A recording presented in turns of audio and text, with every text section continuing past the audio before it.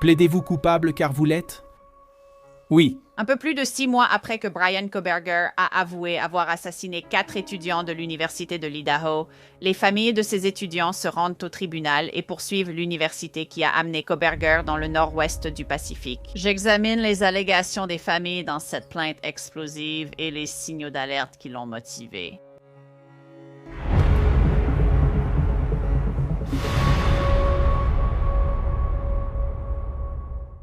Bienvenue sur Law and Crime. Je suis Angelette Lévy. Nous savions que cela allait arriver et maintenant, c'est officiel. Les familles de Kaylee Gonsalve, Maddie Mogan, Xana Kernodle et Ethan Chapin ont attaqué l'Université de l'État de Washington pour décès injustifiés et négligence. Brian Koberger a maintenant admis avoir assassiné ces 4 magnifiques étudiants dans les premières heures du 13 novembre 2022, des étudiants qu'il n'avait, à notre connaissance, jamais rencontrés auparavant. Koberger en était à son premier semestre à l'Université de l'État de Washington, où il préparait son doctorat en criminologie. Et nous avons appris, grâce au dossier de la police de l'État de l'Idaho, que le domaine d'études de Koberger était le cambriolage à caractère sexuel. Selon étudiants et professeurs interrogés à l'Université de l'État de Washington, il en parlait souvent. Je vous ai parlé des entretiens avec étudiants et personnel l'an dernier après les rapports. Ils étaient stupéfiants, avec des signaux d'alerte partout, presque comme des néons. Une autre étudiante en master a qualifié Koberger de potentiel futur violeur. Citation directe. Ces rapports d'enquête ont servi de base à la plainte où les familles de Maddie, Kaylee, Xana et Ethan accusent l'université Washington State University d'avoir fait venir Koberger dans l'État de Washington. Et lorsqu'ils se sont rendus compte qu'ils avaient un problème entre les mains, ils n'en ont pas fait assez pour s'en débarrasser. Selon les rapports d'enquête et la plainte, le plan était de laisser Koberger rester assistant d'enseignement jusqu'à la fin du semestre d'automne 2022. C'était en décembre 2022, un mois après les meurtres. Ensuite, le département de criminologie ne renouvellerait pas son financement. Cela aurait probablement renvoyé Koberger en Pennsylvanie chez ses parents. Un professeur de l'Université d'État de Washington a déclaré à la police de l'Idaho qu'il redoutait un procès de Koberger s'il le congédiait trop vite. Voyez où nous en sommes. Les 4 familles sont unies pour poursuivre l'Université d'État de Washington, affirmant que le corps enseignant a permis à Koberger de traquer les victimes et planifier les meurtres pendant des mois. La plainte affirme que les documents de la police d'État révèlent une paralysie organisationnelle et une inaction stupéfiante.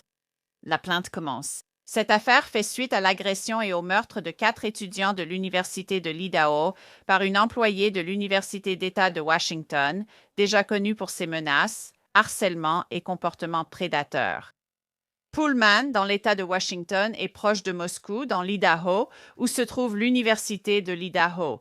Ensemble, elles forment la communauté Pullman-Moscou. Dès son arrivée à Pullman-Moscou, Koberger s'est rapidement fait connaître pour des comportements discriminatoires, du harcèlement et de la traque. Il a provoqué une grande peur chez les étudiantes et employés de l'Université d'État de Washington, nécessitant des escortes de sécurité fréquentes pour plusieurs femmes. Malgré la réception d'au moins 13 signalements officiels concernant le comportement inapproprié, prédateur et menaçant de Koberger, l'Université d'État de Washington n'a pris aucune mesure significative et a permis à l'escalade de ses agissements de se poursuivre sans contrôle. La plainte mentionne aussi le passé difficile de Koberger en Pennsylvanie, son adolescence compliquée et sa dépendance avant son arrivée à l'Université d'État de Washington, qui l'a conduit à Pullman et Moscou. Il avait des antécédents de dépendance à l'héroïne, avait été arrêté pour vol et avait publié pendant des années de nombreux messages sur des forums publics en ligne où il commentait son incapacité à ressentir des émotions et ses pensées folles. Il avait été exclu d'un programme professionnel au lycée à cause de problèmes avec des femmes. Et plus tard, les commerçants locaux étaient devenus tellement inquiets de son comportement envers les jeunes femmes que le personnel tenait des notes électroniques à son sujet pour avertir les employés lorsqu'il arrivait. Il avait également poursuivi un diplôme de 3e cycle en criminologie où il a montré une fascination particulière pour les tueurs en série, un point clé de ce procès. Les avocats affirment que c'est l'université Washington State University qui a amené Koberger dans la région. Moscou et Pullman, bien que situés dans 2 États différents, formaient une grande communauté, séparée seulement par une route et une frontière.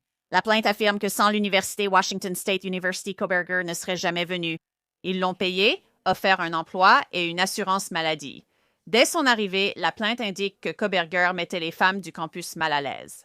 La plainte indique qu'il se tenait près des bureaux des femmes, se penchait au-dessus d'elles, bloquait leur sortie des bureaux. Comme mentionné dans un épisode précédent de Crime Fixe, l'une d'elles a affirmé que Kohberger venait à son bureau pour lui parler. À propos de Ted Bundy, le tristement célèbre tueur en série responsable de dizaines de meurtres, y compris les meurtres de Key Omega, où Bundy a tué 2 sœurs de la sororité et en a attaqué d'autres. À Tallahassee, en Floride, la plainte affirme que Kohberger suivait des étudiantes jusqu'à leur voiture. Des escortes de sécurité ont été organisées pour certaines étudiantes après 17 heures parce qu'il les mettait tellement mal à l'aise. La plainte affirme qu'une étudiante a quitté une salle de classe en larmes parce que Kohberger l'avait agressée verbalement. Il a été décrit comme très en colère, comme s'il avait accumulé de la fureur ou de la rage, selon la plainte. Une étudiante a rapporté qu'elle avait dit à son supérieur que Kohberger l'avait suivie, et en réponse, on lui a dit qu'elle ne devrait pas rester seule avec Kohberger. Et il a été suggéré que la sécurité du campus l'escorte à la sortie. L'étudiante a déclaré qu'on lui avait dit que d'autres personnes avaient fait des plaintes similaires. La plainte indique qu'un code existait entre les employés de l'Université d'État de Washington au sujet de Kohberger. À plus d'une occasion, des employés de l'Université d'État de Washington restaient dans une pièce où Kohberger interagissait avec l'un de leurs collègues, par souci que le collègue ne soit pas laissé seul avec lui. À une autre occasion, une employée de l'Université d'État de Washington a dit à sa collègue de lui envoyer un email avec pour objet 911 si elle avait besoin d'aide à cause de Kohberger. Lors d'une autre occasion, une étudiante de premier cycle de l'Université d'État de Washington s'est réfugiée dans les toilettes pour se cacher de Kohberger parce qu'elle était tellement mal à l'aise face à ses comportements effrayants.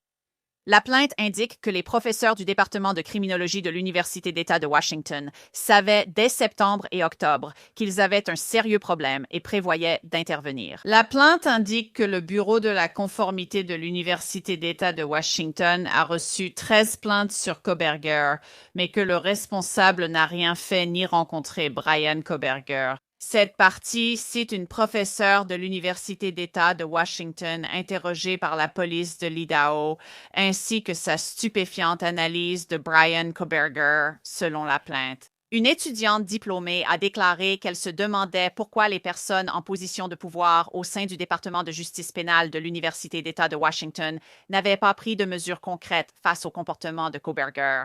Lors d'une réunion du corps professoral où Kohberger a été beaucoup évoqué, un enseignant a déclaré « Retenez bien, je travaille avec des prédateurs. Si nous lui donnons un doctorat, c'est le genre de personne que dans quelques années, lorsqu'il sera professeur, on apprendra qu'il harcèle, traque et abuse sexuellement de ses étudiantes. » Cette professeure de l'Université d'État de Washington pensait que Kohberger traquait déjà des gens. La plainte affirme que l'Université d'État de Washington devait surveiller Kohberger, son employé, mais ne l'a pas fait. Une section de la plainte le précise. Selon les politiques de l'Université d'État de Washington, l'une des conditions d'emploi était que Kohberger remplisse une déclaration de conduite sexuelle inappropriée. Avant son embauche, il devait déclarer s'il avait fait l'objet de conclusions ou d'une enquête concernant une conduite sexuelle inappropriée. Le fait de ne pas fournir des informations complètes et exactes dans cette déclaration peut entraîner le retrait de l'offre d'emploi par l'Université d'État de Washington. La plainte précise aussi que l'Université d'État de Washington impose des vérifications d'antécédents à ses employés. Si l'Université d'État de Washington avait vérifié les antécédents avant l'embauche. Concernant Kohberger, cela aurait probablement révélé des signaux d'alerte importants, ainsi que le risque d'embaucher Kohberger et de l'amener dans la communauté de Pullman et Moscow. La plainte contre l'Université d'État de Washington cite décès injustifié, négligence, indignation et 9 violations pour absence de prévention du harcèlement. Il y a un certain nombre d'images dans la plainte, y compris le plan d'amélioration. L'Université d'État de Washington a surveillé Kohberger, prévoyant de le renvoyer en fin de semestre, avec des rencontres hebdomadaires avec un superviseur. Aussi, la couverture du manuel des politiques et procédures de l'École supérieure de l'Université d'État de Washington. Un avis d'intrusion a été remis à Kohberger le jour de son arrestation, lui interdisant l'accès à la propriété de l'université. Selon la plainte, des articles de presse évoquent aussi la démission d'une sergente de police de l'Université d'État de Washington après des allégations d'inconduite sexuelle. Le passé récent de l'université concernant les allégations d'inconduite sexuelle a influencé la gestion du cas Kohberger par l'école. La chef a aussi démissionné dans ce cas. La plainte détaille également l'obsession de Kohberger pour les tueurs en série. Comme Danny Rowling, le tueur de Gainesville vêtu de noir qui tuait des étudiantes avec un couteau K-bar. Comme Koberger l'a admis, Rowling est entrée par une porte-fenêtre en portant un masque. La plainte mentionne aussi l'intérêt de Koberger pour la pornographie non consensuelle, des recherches à ce sujet ayant été retrouvées sur son téléphone, selon les avocats des familles. Les informations qui émergent aujourd'hui dressent un tableau inquiétant de l'inaction institutionnelle face à des avertissements répétés et graves. Ces défaillances n'étaient pas dues à un manque d'autorité ou de dispositifs de protection, mais à une absence de responsabilité et de prise en charge lors de moments clés. Les familles des victimes se sont réunies avec un objectif commun, obtenir la transparence, la responsabilité et des réformes significatives. Cet effort vise à garantir que les institutions de sécurité des jeunes prennent les menaces au sérieux et agissent fermement dès les signaux d'alerte, sans lien avec la vengeance ou la spéculation. D'accord, donc pour discuter de ce décès injustifié, Plainte des familles des 4 victimes des meurtres de l'Idaho, une affaire atroce. Je vais faire intervenir John Day. C'est un avocat de la défense pénale, mais il a aussi de l'expérience dans les affaires de décès injustifiés. John, quelles sont vos premières impressions? Je veux dire, c'est une plainte de 126 pages, remplie d'informations. En gros, ils disent: regardez, l'Université de l'État de Washington. Ils savaient qu'ils avaient un prédateur entre les mains. Ils l'ont qualifié de violeur potentiel à l'avenir. Et littéralement, ils n'ont rien fait d'autre que de donner à ce type un plan d'amélioration. n'est-ce pas? Merci de m'avoir invité. C'est ça. C'est une affaire à la fois fascinante et tragique. L'histoire qui se déroule, c'est que les familles des victimes disent, en gros, État de Washington, pourquoi n'êtes-vous pas intervenu? Pourquoi n'avez-vous rien fait? Il y avait ces signaux d'alerte, des signaux d'alerte énormes concernant Koberger, et les familles disent que l'université aurait dû faire autre chose que simplement mettre en place un plan d'amélioration. Quelque chose aurait pu arriver et leurs proches seraient encore en vie aujourd'hui. C'est tragique à lire. Et cela soulève des questions sur les responsabilités qu'avait l'université d'agir et pourquoi ne l'ont-ils pas fait. Alors, John, l'ironie ici, c'est que ce procès repose surtout sur des documents de la police de l'État de l'Idaho publiés l'an dernier, qui incluent des entretiens avec professeurs, personnels et étudiants de l'Université d'État de Washington. Et l'une des choses stupéfiantes là-dedans, c'est que cela cite le superviseur de Koberger disant: vous savez, j'ai peur que, si on le renvoie maintenant, il puisse y avoir un procès civil. Alors ils choisissent la voie de ce plan d'amélioration. Ils lui donnent ce plan d'amélioration. Et c'est comme s'ils avaient ce grand plan. Mais, vous savez, ils ne pensent pas qu'il va vraiment réussir avec ce plan d'amélioration. Ils vont juste le renvoyer à la fin du semestre, sans renouveler son financement. Malgré les 13 plaintes que, apparemment, le Bureau de la conformité et des droits civils n'a même pas traitées, ils ne l'ont même pas rencontré. Malgré ces plaintes pour harcèlement et ce genre de choses, ils étaient inquiets d'un procès intenté par Koberger. Maintenant, ils doivent faire face à un procès intenté par les familles des 4 étudiants universitaires assassinés. Alors, qu'est-ce que tu en penses? N'est-ce pas? Eh bien, cela met simplement en évidence que l'université agissait par peur, non pas par peur que Koberger fasse quelque chose de radical, dangereux et tragique comme il l'a fait. Ils agissent par peur que, d'une manière ou d'une autre, s'ils prennent une quelconque mesure, s'ils interviennent, s'ils s'en mêlent, Koberger les poursuive en justice. Et je veux dire, c'est étrange de lire cela et de suivre la logique qui est celle que l'université avance. Vous savez, on a peur de ce type. Pas parce qu'il pourrait faire quelque chose de violent, pas parce qu'il pourrait être dangereux, mais parce qu'on pourrait se retrouver devant un tribunal, dans une salle d'audience, si on prend des mesures contre lui. Je veux dire, ce n'était pas isolé. Il était sur leur radar, il était sur plusieurs radars comme quelqu'un qui posait problème, pour dire le moins, et c'est un euphémisme. Et pourtant, on a l'impression que ces bureaucrates à l'université avaient peur, tellement peur de faire quoi que ce soit qu'ils se sont contentés de rester en retrait, de ne rien faire. Et si vous êtes les familles des victimes, j'imagine que vous pouvez imaginer le niveau de frustration. Sachant ce que l'université savait, connaissant le nombre de personnes à l'université, le nombre d'administrateurs qui avaient des informations et qui n'ont rien fait. Donc, vous pouvez comprendre d'où cela vient. Et vous pouvez aussi imaginer une université qui était paralysée par la peur d'un procès, alors qu'elle aurait dû, selon les familles, agir et intervenir. En gros, la plainte dans ce procès affirme aussi que l'Université de l'État de Washington a eu ses propres problèmes avec cela. Par exemple, concernant le harcèlement sexuel, un policier a eu des relations sexuelles avec une victime et d'autres gros titres ont aussi évoqué ce problème. La présidente de l'université a déclaré il y a quelques années « Nous ne tolérerons pas cela ». Ils expliquent que c'est le contexte de toute cette affaire. C'est une université qui a ce problème institutionnel. Il y a une culture où les choses ne sont tout simplement pas traitées correctement. Voilà. Est-ce que ça aide les familles? N'est-ce pas? Eh bien, c'est l'histoire, le contexte de ce qui se passe. Et il faut se rappeler du plaidoyer que Koberger a présenté, qui lui a évité la peine de mort. Cela a également épargné à la famille de devoir traverser un procès. Mais en même temps, cela n'a pas permis, si vous pouvez imaginer du point de vue de la famille, de tout dévoiler sur ce qui s'est passé.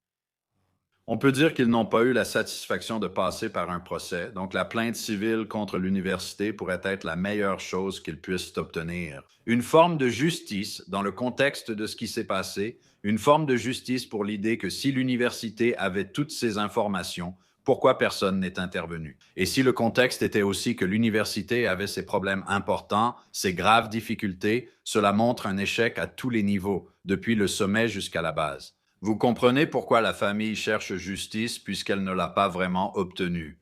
Malgré une condamnation après le procès, il y a eu un accord de plaidoyer. Mais je pense qu'on peut dire que s'il y avait eu un procès, ils auraient au moins eu un peu plus de satisfaction. Donc, la poursuite civile pourrait être la meilleure alternative. Et pointer du doigt l'université pour un échec venant du sommet jusqu'à la base pourrait leur donner un certain niveau de justice qu'ils n'auraient peut-être pas obtenu autrement. Et ils n'ont rien su de tout cela, de la gravité de la situation, que bien plus tard, bien après l'accord de plaidoyer. Donc, je suis sûre qu'il y a aussi de la colère du côté de ces familles, que, oh mon Dieu, regardez ça, c'est un vrai désastre. Il y a aussi une allégation de violation du titre 9 ici, à cause du harcèlement. Il est sur le campus et il y a toutes ces plaintes. Il suit des femmes jusqu'à leur voiture. Je veux dire, ce sont des criminologues dans le département de criminologie. Ils le qualifient de prédateur potentiel, de futur violeur potentiel, ce genre de choses.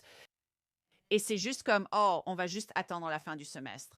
Je ne dis pas que l'une d'entre elles pensait, oh, il va sortir et tuer 4 belles étudiantes. Mais enfin, je veux dire, ce sont des expertes. Ce sont des expertes, ce qui rend la situation encore plus terrifiante car ce sont des personnes. C'était leur domaine, c'était ce qu'elles avaient étudié et c'était les personnes qui observaient cela et les plaintes qui s'accumulaient. Et donc, la plainte au titre du titre 9 concernant la violence, je veux dire, cela semble, vous savez, dans l'ensemble des choses. Ces 4, vous savez, gentils enfants, ont été assassinés, mais la plainte au titre du titre 9 est un moyen pour la famille d'essayer d'obtenir justice. En disant à l'université, vous aviez l'obligation de protéger nos étudiants et vous avez violé cette obligation en ne prenant aucune mesure contre Koberger. Donc, même si cela peut sembler un peu technique de déposer une plainte pour violation du titre 9, c'est l'une des cartes que les familles peuvent utiliser pour lutter contre cette injustice incroyablement horrible. Et s'ils ne peuvent plus tenir Koberger pour responsable parce qu'il a déjà été condamné, ils peuvent aussi tenir l'institution où ces étudiants étaient inscrits pour responsable, pensant y être protégés. Donc, on peut comprendre la position de la famille qui dit à l'université, vous n'avez pas rempli vos obligations de protéger nos enfants. Mais si vous êtes l'université, comment vous défendez-vous? Je veux dire, c'est une affaire sérieuse. Vous avez même votre propre personnel qui le dit. On pensait qu'il deviendrait un prédateur. On ne peut pas lui donner un doctorat. N'est-ce pas? C'est difficile à défendre et cette affaire sera sûrement réglée avant le procès. Quelle défense l'université a-t-elle? Comment prédire l'avenir? Et ainsi de suite. Parallèlement, leur département et spécialiste en criminologie prédisaient aussi l'avenir de multiples façons. Les administrateurs de l'université n'ont pas écouté. Donc ce n'est pas un point que je voudrais défendre du côté de l'université parce qu'il y a eu tellement de défaillances, il y a eu tellement d'échecs en cours de route. S'ils avaient été attentifs, on comprendrait la famille. Si l'université avait été attentive, ces 4 personnes seraient peut-être vivantes. Et c'est la partie la plus révoltante de cette histoire. Il n'y a aucune raison pour que ces 4 jeunes, Je les appelle des enfants parce qu'ils étaient à l'université, mais il n'y a aucune raison pour qu'ils soient morts, à part ce qui s'est passé. C'est horrible. John Day, merci beaucoup. Merci de m'avoir invité. L'Université de l'État de Washington n'a pas encore répondu à cette plainte. Et c'est tout pour cet épisode de Law and Crime. Je suis Angelette Lévy. Merci beaucoup d'avoir été avec moi. N'oubliez pas, vous pouvez nous regarder et nous écouter sur Spotify ainsi que nous regarder ici sur YouTube. On se retrouve ici la prochaine fois.